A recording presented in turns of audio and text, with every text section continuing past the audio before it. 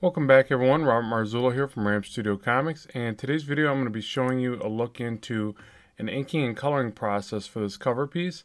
And this is actually the cover for Learn to Draw Action Heroes, a new book that I just created and being released by Impact Publishing. There'll be links in the description box below if you want to check into that.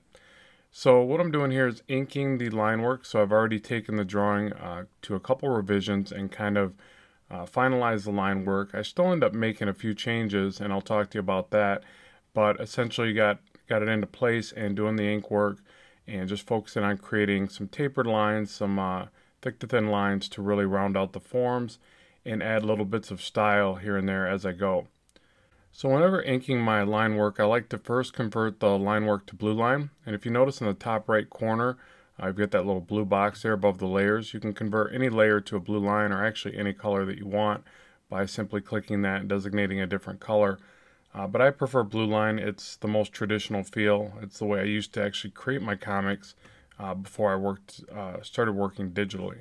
So then I add a new layer, and I consider these kind of floating layers. And the reason I do that, if you notice there, I'm actually drawing outside of the line work of the leg, and it allows me to not worry so much about the edges as I create these lines. And then it gives you another level of control and confidence with the line work, and then you can just erase it back. So I really suggest using layers as much as possible to kind of aid in that process, especially if you're a new artist and you're still trying to get a bit of a comfort zone with your inks. Now here you see me making edits to the cape, and I'm using the thumbnail to the lower right, or to the right, to work on that cape. And what that was, basically I submitted the artwork to the editorial staff at Impact, and they made the advice and they offered that it would look better if we raised the cape and put the title across there. So at the end of this video you'll see the finished cover and what I'm talking about. So a lot of times that can happen with work that's even progressed somewhat through the design, and you've got to go back and make re-edits. And digital is really great for that. There are definitely traditional ways to do that as well, using light tables and things like that. But you'll see that I'm able to make the edits here rather quickly, as well as adjust things on the fly, which is really important. It's like they always say, there's professionals and amateurs both make mistakes, but professionals know how to fix them and keep pressing forward. So here with the hand, this is something that I wanted to change because I was looking at it and it just started looking a bit strange to me. No one told me I had to fix it, but I felt like it needed to be redrawn. And that happens a lot too, as well. As artists, we're really our own worst critic at times. And you have to really find a nice happy medium from fixing everything that looks wrong to you and also conforming to a deadline. So it can be tricky at times, but I do recommend fixing as much stuff as you can for the time allowed, so that you do get the best overall result.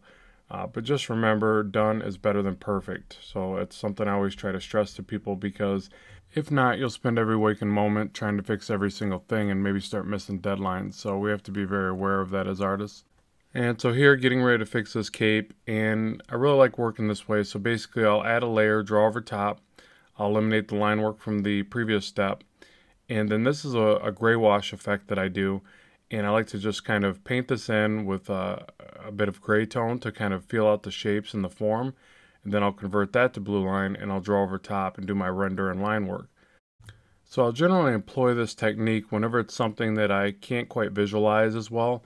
I'll try to come at it from a different approach. And I'll do this with suit designs with different materials that are either specular or have a certain finish on a character that I'm still trying to work out. So instead of just always going right to drawing, I may mix it with a little bit of that gray wash effect just to kind of understand the shapes and forms a bit better before I get in there with my line work.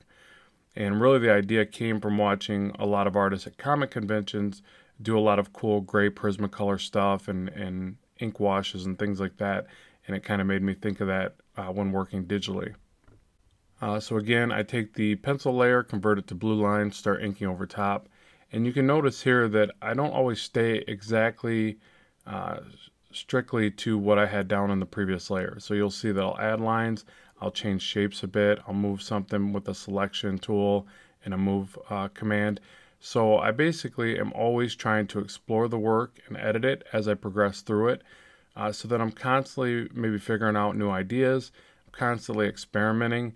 I feel that you always get the best out of your work when you do that. So you really don't want to just trace your work. You want to always add a little bit more creativity, a little bit more expressiveness with each time you add a new layer or level of refinement. Unless, of course, you've just got it really refined and really tight and you just really like what you've put down, then obviously you can just trace over that previous step. But again, I'm always kind of exploring the work.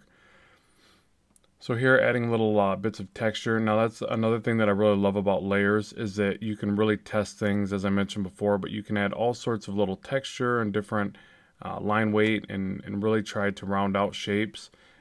So layers are just an amazing thing when working on projects like this. So just kind of tweaking that and adding little bits and pieces here and there, and then coming back with white ink. You can actually add white ink, or you can use a transparent, that transparent box below the black and white swatches on the left, and it's kind of like working with white ink, but you're taking away the line work. So here I start to drop in the flats, and I create a layer for each color unless the colors do not hit one another. But if you need really a lot of level and room for edit, just create a new layer for each color. So that you'll be able to lock transparency and paint within the refinements of that, which is a very powerful feature. And also you'll be able to use some of the color adjustments and things like that in different blending modes. So just getting all these flats put in. And now I start to make selections, and notice that I'm working off that thumbnail and I'm just kind of recreating it, but to a finer degree and a level. And that thumbnail was actually a very quick rough, and I want to talk about that a bit as well and let you know to really take advantage of those and use those effectively in your work. So I did about 4 different color comps, and you see they were really right off a rough pencil sketch, and that's what was submitted to the editorial team, and they come back with their feedback and we kind of finalize what needs to go on the cover. So what you need to be aware of is when you use those thumbnails in the right way, they can be huge time savers. And you don't want to edit your work to finality and then have drastic changes. So even like right here, as I start to realize the character needed to be further down, and this was my mistake, but I do my best to obviously correct it.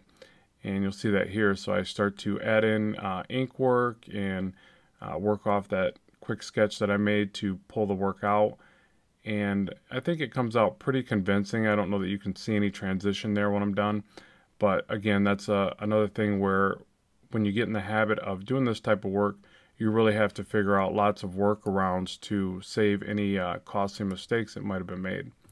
And when I say costly, I generally mean time consumption.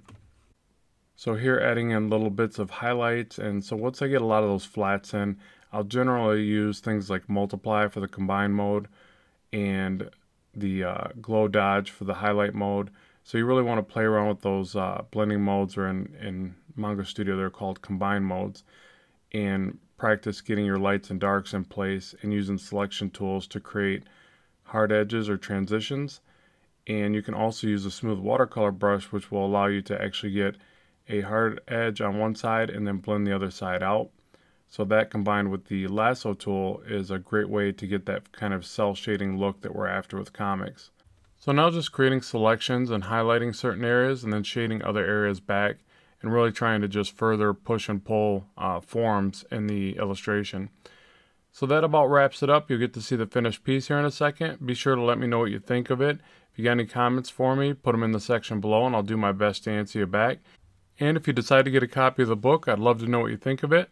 So I appreciate you tuning in and watching today. As always, keep drawing, keep having fun, and I will talk to you soon.